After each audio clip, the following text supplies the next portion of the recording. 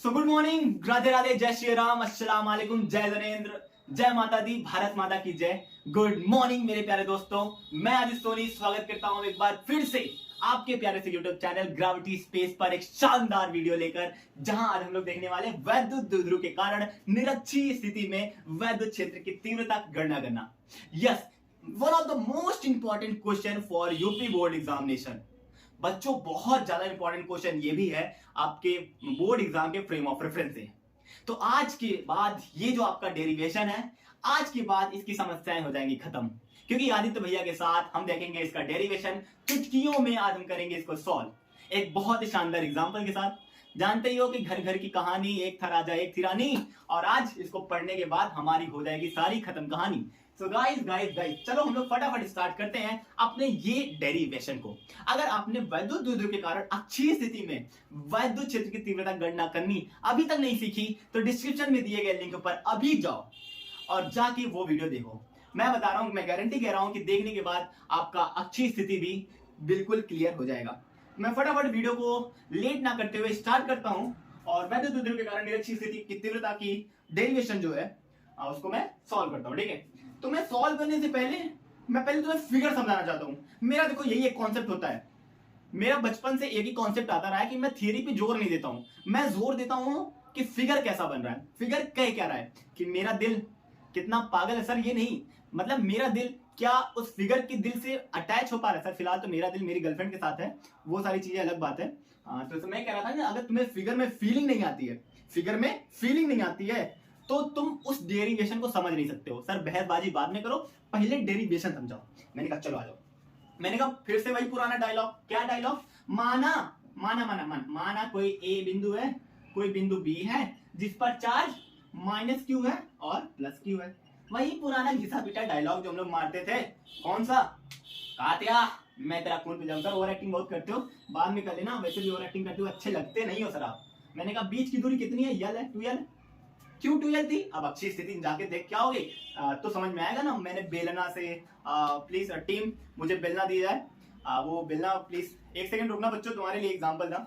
मैंने तुम्हें लास्ट वाले वीडियो में इस बेलना के थ्रू एक बहुत अच्छा शानदार डेरिवेशन समझाया था अच्छी स्थिति में, और वैद्युत दुर्ध्रुव किसे कहते हैं और वैद्युत दुर्ध्रुव आघूर्ण किसे कहते हैं, इस बेलना से समझाया था। यार तुम्हारा फेवरेट है यार, मेरा भी फेवरेट है, मम्मी का तो यार इसी तो बचपन में कटैया होती थी ना। हाँ, आज दीदी लोग की पसंद का मैं लेके आया हूँ, जो कि दीदी लोग से हम लोग मार खाते थे। अभी मैं समझाता हूँ, अभी देखो निरक्षीय स्थिति भी मजा आएगा यार, बहुत मजा आएगा। तो पुराना डायलॉग क्या है, मैं बहुत तेज बोल रहा हूँ, थोड़ा जल्दी आराम से बोलते हैं। माना कोई दो बिंदु ए और बी है जिस पर आवेश माइनस क्यू और प्लस क्यू स्थित है, और जिनके बीच की दूरी क्या भाई? 2l है। AB के निरक्ष पर, AB के निरक्ष पर, आज मैं अक्ष नहीं कह रहा हूं, आई रिपीट भाई, अक्ष क्या होता है, निरक्ष क्या होता है, एक बार फिर समझ लो। इस वाले बिंदु को बोलते हैं अक्ष, और इसके निरक्ष वाला मतलब इसका विपरीत। ठीक है, क्लियर है? क्लियर भाई, हर एक कॉन्सेप्ट को क्लियर रखो। ठीक है ठीक है। कुत्ता देखो भौंक रहा है यार, कितना यार, मतलब मैं क्या करूं। ठीक है, वॉइस कॉन्सुलेशन का थोड़ी समस्या होगी, देख लेना यार। अरे मेरे वॉल्यूम बोलो इधर देखो। हाँ सर, सर सोचेंगे तुम्हें प्यार करके नहीं। सर सर प्यार तो बाद में कर लेंगे सर। सर इधर आओ। मैंने कहा सर आज इसका मैसेज आया था, और सर आज वो बोल रहे थे कि यार तुम बहुत क्यूट लग रहे हो। सर ये सुनने के बाद ना सर यही गाना याद आ रहा है, सोचेंगे मुझे प्यार। सर सीरियसली पढ़ाया करो सर, मजाक मत किया करो, पता नहीं कहाँ चले जाते हो सर, मतलब सर कुछ भी। सर मम्मी भी बगल में वीडियो देख रही है, आंटी जी प्रणाम। इधर देखो। हाँ, दो बिंदु ए और बी जिस पर क्रमशः आवेश माइनस क्यू प्लस क्यू आवेश स्थित है, और जिनके बीच की दूरी भाई 2l है। हाँ, AB के निरक्ष पर, AB के निरक्ष पर कोई बिंदु P है भाई, कोई बिंदु P है। हाँ सर, अच्छा कोई बिंदु P है, ठीक है, कोई बिंदु P स्थित है। P से B की दूरी, मतलब B मान लेते हैं, B से P की दूरी, A से P की दूरी कुछ रही होगी। अरे कुछ भी होगी, मैं बता दूंगा भी क्या है। हाँ सर, सर AB का मिड पॉइंट है A, मतलब C मान लेते हैं, AB का मिड पॉइंट क्या है? C है। अभी तक लिखना क्या था, मैंने बता दिया कि दो बिंदु A और B है जिन पर आवेश प्लस क्यू और माइनस क्यू क्रमशः, माइनस क्यू प्लस क्यू आवेश क्रमशः रखे हुए हैं, और AB के निरक्ष पर कोई बिंदु P स्थित है, और AB का मध्य बिंदु क्या है? C है। इतना ही लिखना और कुछ नहीं लिखना है। अब इसके बाद मैं जहां बताऊंगा वहां से लिखना। ठीक, अब मैं तुम्हें समझा रहा हूँ। तो AB का मध्य बिंदु क्या भाई? C है। ठीक है सर, तो इसको मिला देते हैं इससे। ओके सर, इसकी दूरी जो दी है वो स्मॉल r, ये है स्मॉल आर, ठीक है सर। सर एक एग्जांपल समझाओगे, मतलब इस फिगर में इतना फीलिंग नहीं आ रही। मैंने कहा रुको रुको, एग्जांपल में फीलिंग नहीं आ रही ना, अभी मैं फील दे रहा हूँ, रुको, अरे छोड़ो यार। हाँ सर, आप कुछ एग्जाम्पल की बात कर रहे थे ना सर, वो दीदी लोग का फेवरेट चीज आज आ गया, जो हमारी बड़ी दीदी लोग यूज करती थी। सर इसको जानते हो क्या है? अरे सर आप खराब कर रहे हो अपना सामान। कोई बात नहीं यार, तुम्हें समझाने के लिए। यार रोटी बनाई थी क्या इसने रिसेंटली, लगा हुआ सब। हाँ तो इसको कहते हैं चिमटा। क्या बोलते हैं इसको? चिमटा। सर इससे क्या बताने वाला हूँ? इससे मैंने कहा कुछ नहीं समझाने वाला हूँ, निरक्षी स्थिति में वैद्युत द्रुदु समझाने वाला हूँ, इसे समझा दूंगा तुम्हें। समझने के लिए तैयार हो? हमारी दीदी का फेवरेट चीज है भाई, बचपन में बहुत मार खाया, मैं भी मार खाया, देखो ये रियलिटी है। शायद मेरी दीदी भी वीडियो देख रही होंगी, हंस रही होंगी, तो इस चीज से मैंने बहुत मार खाया यार, तुम लोग भी पाए होगी चिमटा से ना। तो हाँ, तो इससे मैं समझाने वाला हूँ वैद्युत द्विध्रुव के कारण निरक्षी स्थिति में। देखो कोई ये दो पॉइंट है, देखो दो पॉइंट है, एक पॉइंट ये, एक पॉइंट बी, जिस पर आवेश क्या है, इस पर प्लस क्यू है, इस पर माइनस क्यू है, ठीक है, या माइनस क्यू इस पर है, ये प्लस क्यू इस पर, किसी भी रख लो, ठीक। अब इसका अक्ष ये होगा, अरे यार इसका अक्ष क्या होगा, ए इसका अक्ष ये होगा। सर इसका निरक्ष क्या होगा? इसका निरक्ष का मतलब ये हो गया, ये पॉइंट क्या हो गया, इसका निरक्ष। मतलब इस आवेश से इस बिंदु पर क्या तीव्रता होगी और इस आवेश से इस बिंदु पर क्या तीव्रता होगी, हमें यही फाइंड करना है बस, और कुछ करना नहीं है। तो मतलब कहने का मतलब, सर एक बात बताओ, मैंने कहा क्या सर ये राइट एंगल ट्राइंगल तो कुछ नहीं बन रहा है, मतलब सर एक बात बताओ, इसका जो मिड पॉइंट है वो तो सी है, सर क्या ये राइट एंगल ट्राइंगल तो नहीं बन रहा है? सर ऐसा कुछ तो इन्फॉर्मेशन नहीं दिया है। मैंने कहा ये तो आर दिया है, ये पूरी लेंथ कितनी थी भाई, 2l थी, राइट है। इसकी लेंथ कितनी होगी, l, इसकी l। भाई सर इसका जो ये है हाइपोटेन्यूज मतलब कर्ण, हम लोग कैसे निकालते थे, लंब का स्क्वायर प्लस आधार का स्क्वायर इक्वल्स टू कर्ण का स्क्वायर। अभी मैं डेरिवेशन बताऊंगा, अभी मैं साइज समझा रहा हूं थ्योरी। तो इसका क्या हो जाएगा, under root are square plus L square. Sir इसी प्रकार से इसकी भी लेंथ क्या हो जाएगी भाई, under root are square l square plus r square, या r square plus L square. भाई लेंथ दोनों की सेम है, दोनों की लेंथ सेम है भाई। अच्छा ये 98 डिग्री होगा सर, क्या लगता है राइट एंगल ट्राइंगल बन रहा है? मैंने कहा नहीं। तो सर बन क्या रहा? मैंने कहा कुछ भी बन रहा हूं, हमसे क्या मतलब, हमको समझना है ना। अब इसको बताते हैं, मतलब समझ में आया था कि नहीं इससे कुछ? अरे यार ये इसका अक्ष है, यहाँ पे हमें निकालना है, मतलब ओवरऑल इस पॉइंट में तुम्हें देखना है, इसको छोड़ो, मतलब इस बिंदु के कारण इस पर तीव्रता, इस बिंदु के कारण इस पर तीव्रता क्या होगी वो समझते हैं, और कुछ नहीं, ठीक है। फालतू की बकैती छोड़ो, समझाओ आप फिगर। मैंने कहा आप तो फीलिंग आ चुकी होगी। अरे यार अच्छा फीलिंग नहीं आई होगी तो दीदी की मार तो याद आ गई होगी, उतना ही काफी है। चलो फिर से एक बार समझाते हैं, बड़ा था A B minus Q plus Q, और कोई बिंदु निरक्ष पर क्या है, पी पॉइंट, कहां से आया, निरक्ष पर। मिला देते हैं भाई इसको, ठीक है सर मिला देते हैं। इसकी बीच की दूरी कितनी थी भाई, 2l थी, हाँ सर, और इसकी बीच की दूरी ये थी r, मतलब r दूरी पर स्थित क्या है, बिंदु p है। r दूरी पर स्थित क्या है, बिंदु p है। ये l हो जाएगा, ये l हो जाएगा। सर इसकी बीच की दूरी क्या होगी, इसकी बीच की दूरी क्या हो जाएगी, r square plus L square. इसकी भी दूरी क्या हो जाएगी, r square plus L square. कैसे, पाइथागोरस प्रमेय से। हाँ सर ओके।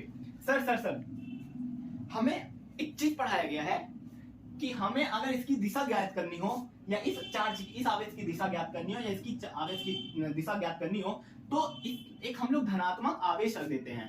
मतलब अगर हमें इस पॉइंट पर इसकी दिशा ज्ञात करनी है तो हम यहाँ पर एक धनात्मक आवेश रख देते हैं, धनात्मक आवेश, जिससे पता चल जाता है कि इसकी दिशा विपरीत है या दूर है। तो हमने धनात्मक आवेश रखा, तो धनात्मक क्या करते हैं, एक दूसरे को रिपल करते हैं, मतलब प्रतिकर्षित करते हैं। तो ये पॉइंट इधर चला जाता है, ठीक है, क्लियर है। अब ये मत कहना कि सर रटवा रहे हो, इसको क्यों कर रहे हो, उधर रटवा नहीं रहा हूं, वो उसको प्रतिकर्षित कर रहा है। और देखो ये माइनस है, ये प्लस है, ये माइनस ये प्लस क्या करेगा, इसको आकर्षित करेगा, राइट है। तो मतलब एक वैद्युत क्षेत्र की तीव्रता ये आ गई E1, और एक वैद्युत क्षेत्र की तीव्रता ये आ गई E2।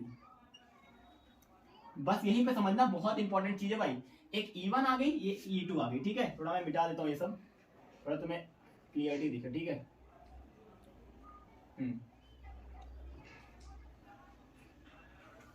जस्ट अ सेकेंड, ठीक। तो ये आ गया E1 और ये आ गया E2। अब इस बिंदु के कारण इस बिंदु P पर वैद्युत क्षेत्र की तीव्रता E1 है, और इस बिंदु A के कारण इस बिंदु P पर वैद्युत क्षेत्र की तीव्रता E2 है। डायरेक्शन समझ गए कि ये दूर क्यों जा रहा है, ये पास क्यों आ रहा है, बस यही समझना था, ठीक है सर। सर इसको घटक के रूप में तोड़ दो। घटक के रूप में तोड़ने का मतलब, अरे यार एक बात बताओ, ये कोई फोर्स लग रहा है, कोई एक बल लग रहा है, कुछ भी लग रहा है, तो ये किस दिशा में पर्टिकुलर जा रहा है हम लोग या तो एक्स एक्सिस में ज्ञात करते हैं या तो वाई एक्सिस में ज्ञात करते हैं। ये कौन सी दिशा जा रही है, पता नहीं कौन सी दिशा जा रही है, हमें क्या पता। हम लोग इसको क्यों तोड़ रहे हैं घटक के रूप में, क्यों तोड़ रहे हैं, क्योंकि हमको जो बल होता है वो या तो एक्स एक्सिस में ज्ञात कर सकते हैं या तो वाई एक्सिस में। ठीक है सर E1 को कैसे तोड़ेंगे, मैंने कहा ये अगर मान लेते थीटा है तो ये वाला एंगल क्या होगा, थीटा होगा। क्यों, क्योंकि एकांतर कोण है, एकांतर कोण आपस में बराबर होते हैं। तो इसको तोड़ो, इस वाले कंपोनेंट को, इस वाले फोर्स को या इस वाले तीव्रता को तोड़ोगे तो ये वाला घटक जो आएगा जो थीटा से जुड़ा होता है, आज समझ लो फिर से, जो कोण से जुड़ा हुआ होता है, जो कोण से जुड़ा होता है, जैसे ये कोण है, ये थीटा है, ये इससे जुड़ा हुआ है ना, टच है, तो इसको हम बोलते हैं कॉस घटक। क्या बोलते हैं, कॉस घटक। और इस थीटा के परपेंडिकुलर मतलब ये लंबवत वाली जो घटक है इसको बोलते हैं साइन थीटा।